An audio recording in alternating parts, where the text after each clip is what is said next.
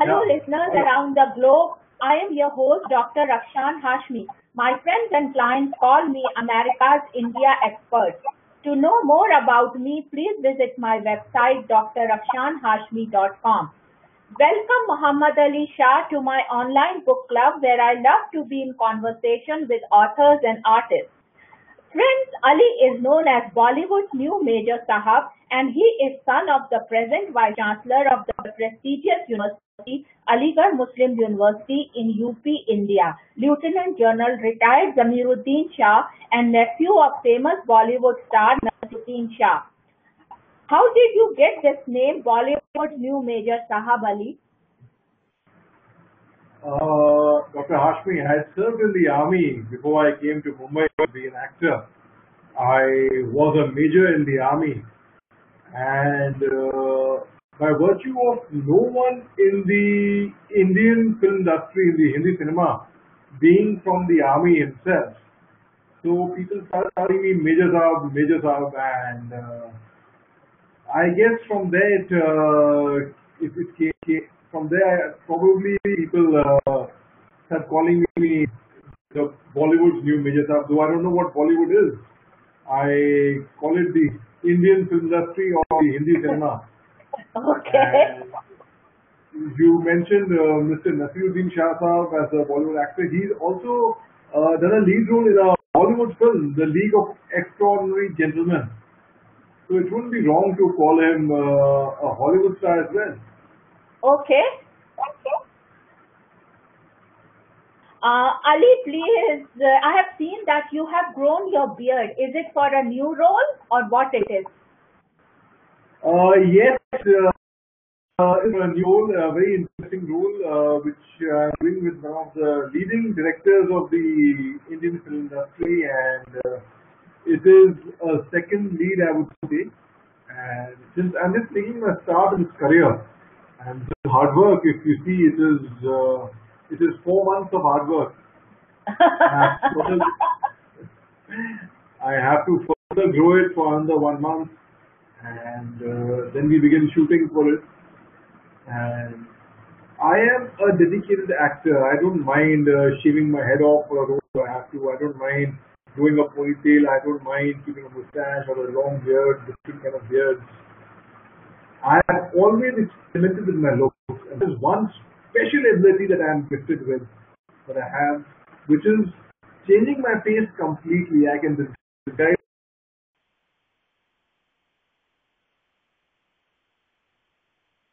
my very build. I can be a totally different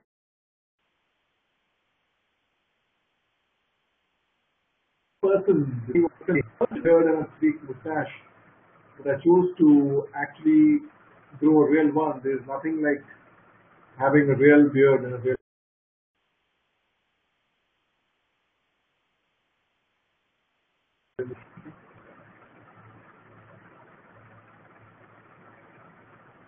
So, Ali, please tell me what inspired you to become a Hindi cinema actor? What inspired me to be a Hindi cinema actor? Well, initially it started off as a passion, just for the love of acting, the love of the craft, the love of the art, the love of performing, the love of being on stage. At that time, I couldn't think anything beyond, be it stage or be it film or serial or a soap opera. It was just, I enjoyed acting. I would derive a lot of pleasure out of it. Performing before an audience and getting appreciation and applause would give me a high.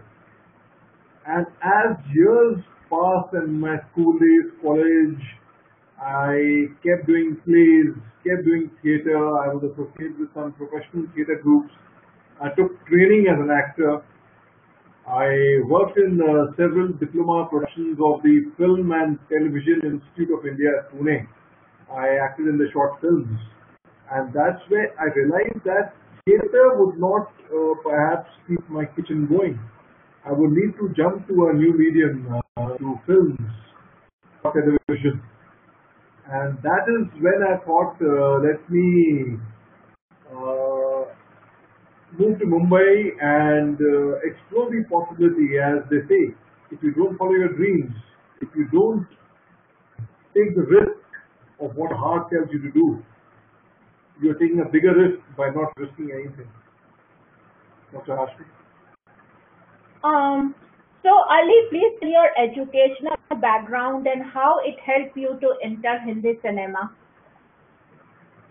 Well, my father was in the army. He retired from the Indian Army as the deputy chief of the army staff. And so he put me in a boarding school in Ooty, a school called Lawrence School, Lovedale, which is one of the schools in India. And I finished my 12th from there. That's where I discovered myself that I am very passionate about theatre, about debating. Especially, I won Best Actor thrice in a row in school for the inter-school competition. Wow. And after I came from Lovedale, I went to Ferguson College, Pune, which again is one of the best colleges in the country. I studied a Bachelor of Arts, English literature, where and literature that I was interested in, which I felt is close part. After my graduation from Pune, why interestingly Pune is because the National Defense at Pune, also the Film and Television Institute of India is in Pune. My father is an alumni of the prestigious National Defense Academy, NDA, and my uncle is an alumni of the FTII, Film and Television Institute of India. So Pune would be a great city for me to see both the worlds closely, NDA and FTII, and whether I want to join the army actually, or whether I want to be an actor. Having seen both the sides, and I would say the best of both, I decided to do a short service stint in the army. You can't do both. You can't. You have to choose one. But I think God has been very kind to me. I have the best of both worlds. I have served in the army. I was one of the youngest Major Saheb in the Indian Army. And after my graduation, I came to Delhi. I modeled for a while, which I didn't enjoy too much, to be honest. It's just that God given me, I've inherited a 6-foot height from my father. So I made use of that. I modeled, walked the ramp, did a few ad films. I did a lot of theatre. In 1 year, I did 4 plays in Delhi. Then I joined the Officers Training Academy at Chennai, where they trained to become the short service officers for 5 years.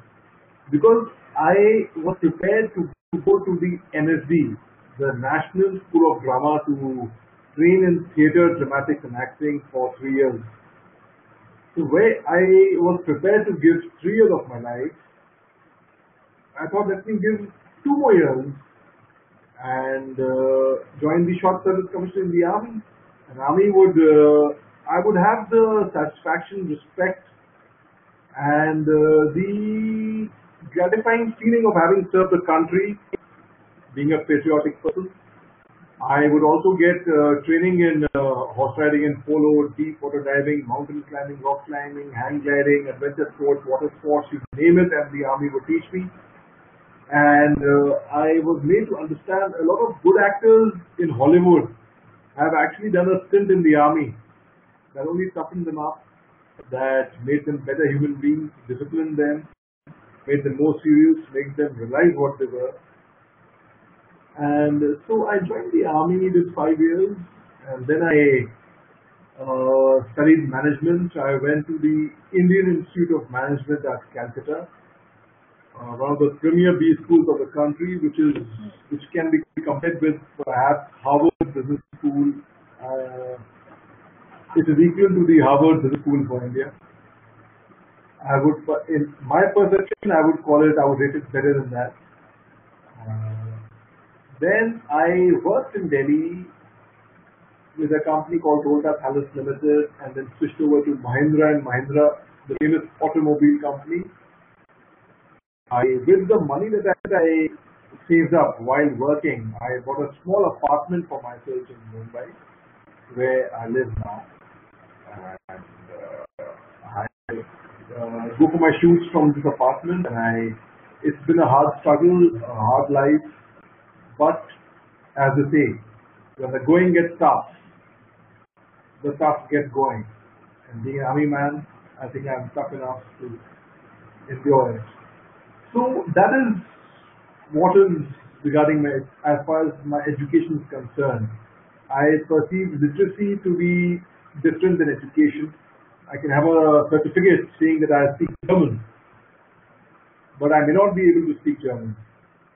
I may not have any certificate that I speak German or French for that matter, but I might be speaking German and French very, very fluently. So that's what my education is all about, and I am very, very grateful to my parents for providing me the best education that they could possibly have given me in this country.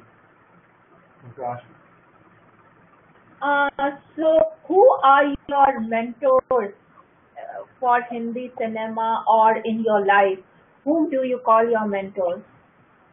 Well, my mentor is my father, General Zameeruddin Shah, who has taught me about life, trained me in every way to be a good human being first, and then being good at your profession follows.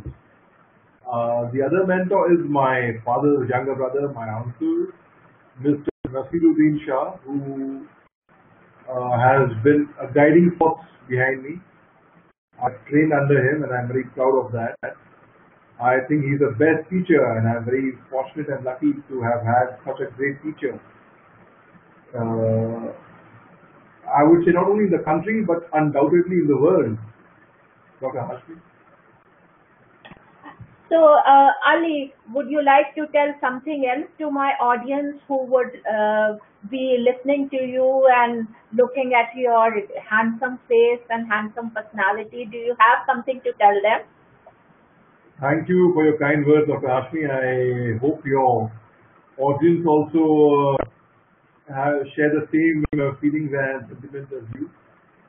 Well, you mentioned handsome face.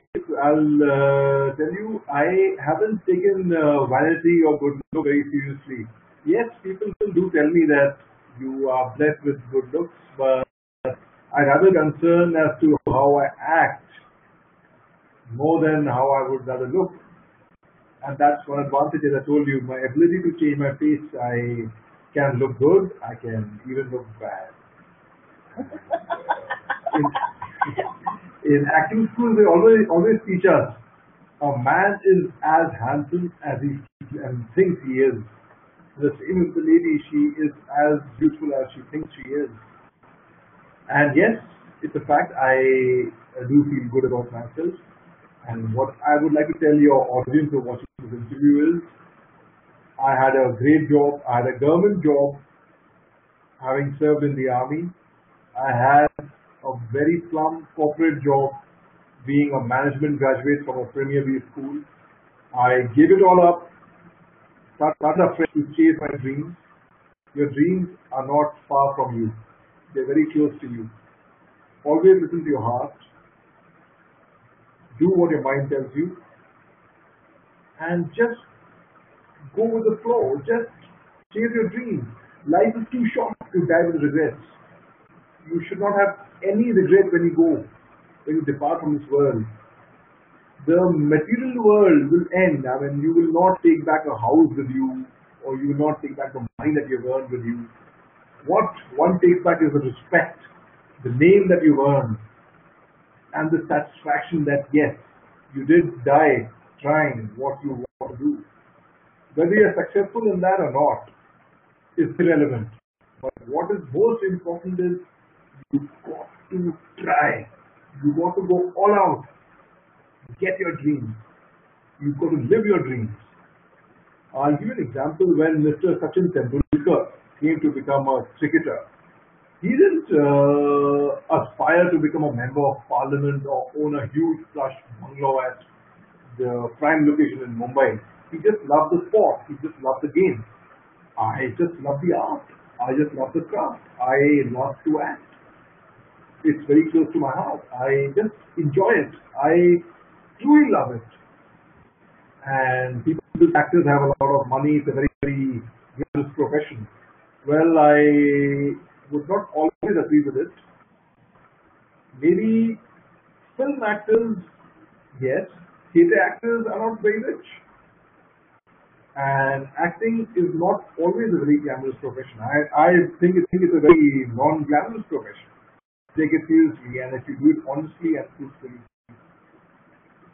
And so just go all out.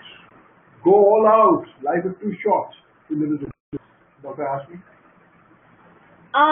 So thank you, Ali, for giving your valuable time for this interview. And from all the viewers and listeners, on behalf of that, we all wish you all the best. And this interview, I have a reach of over 1 billion people. So over 1 billion people will be watching you and will be praying for your success. And we all wish you all the best. And thank you so much, Ali. Bye-bye. Okay, Dr. Hashmi, one last thing is, I would personally request you and all the audience viewing there that, see, I have a lot at stake. I have a beautiful wife, son. My wife is doing a PhD from Jawaharlal Nehru University in Delhi. And I've put a lot at stake to fulfill my dreams, with, of course, my wife's support. And I have got responsibilities to fulfill. So please, please, please do pray for my success, and do pray that with the sense of purpose, with the mission that I have gone to the city of dreams, the land of opportunities, Mumbai, I do succeed in them wholeheartedly. Thank you very, very much. You are welcome, Ali. Bye-bye.